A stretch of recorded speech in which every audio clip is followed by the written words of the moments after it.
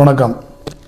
தமிழக முதல்வர் அவர்களே, திருவாரூர் மாவட்டம் முத்துப்பேட்டை தாலுகா தம்பிக்கோட்டை கீழக்காட்டை சேர்ந்த விவசாய கூலி தொழிலாளர்கள் இந்த திருவாரூர் மாவட்டத்தை கடந்து தஞ்சை மாவட்டத்தை கடந்து புதுக்கோட்டைக்கு அவருக்கு கூலிக்கு வேலைக்கு சென்று வருகின்றார்கள். ஒரு டாடா ஏசி வாகனத்தில் வேலைக்கு சென்று வருகின்ற பொழுதுதான் இவருக்கு வருகின்ற வழியிலே மூணு காவல்துறையினுடைய செக் போஸ்ட் அங்கே இருக்குது. இதை தாண்டி வருகின்ற வழியில தான் அந்த வாகன விபத்து ஏற்படுது. அந்த விபத்து ஏற்பட்டவுடனே அங்கே இருக்கின்ற காவல்துறை அதிகாரிகளும் பொதுமக்கள் எல்லாம் ஒன்றிணைந்து தஞ்சை மற்றும் பட்டுக்கோட்டை மருத்துவமனையிலே அவர்களை சேர்க்கின்றார்கள்.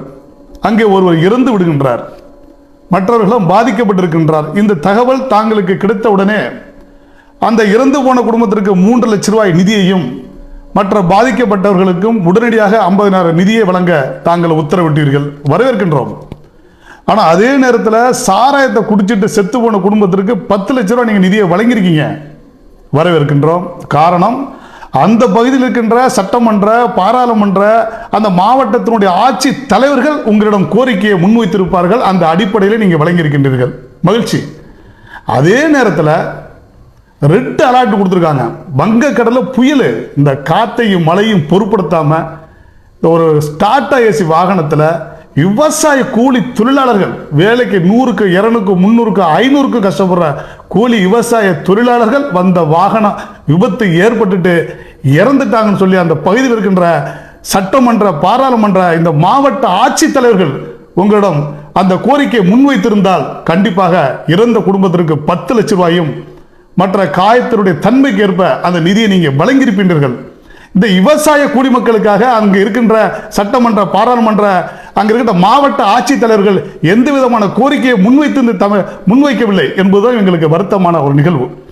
இதை தொடர்ந்து நாங்கள் மருத்துவமனையிலே தொடர்பு கொண்டு அங்க இருக்கின்ற டாக்டர்களை கேட்கின்ற பொழுது 2 நாளிலே அங்க இருக்கின்ற பாதிக்கப்பட்டவர்கள் வெளியில் ஏற்றிட்டாங்க. என்னன்னு கேட்டால் லேசான காயம் அப்படின்னு தமிழ்நாடு அரசுக்கு நாங்கள் தகவல் சொல்லணும் அப்படின்னு சொல்லி அனுப்புறாங்க. அவங்களால 30 நாள் 60 நாள் 90 நாள் எந்த விதமான வேலையும் பார்க்கவே முடியாது. உடனடியாக அந்த நிதியும் வழங்கலை. அப்படி தமிழக அரசு வழங்கிய அந்த உடனடி நிதியை கூட அந்த மாவட்ட ஆட்சித்தலைவர் வழங்கவில்லை. இதை நாங்கள் தொலைபேசியிலே தொடர்பு கொண்டு அவர்களிடம் கேட்கின்றோம்.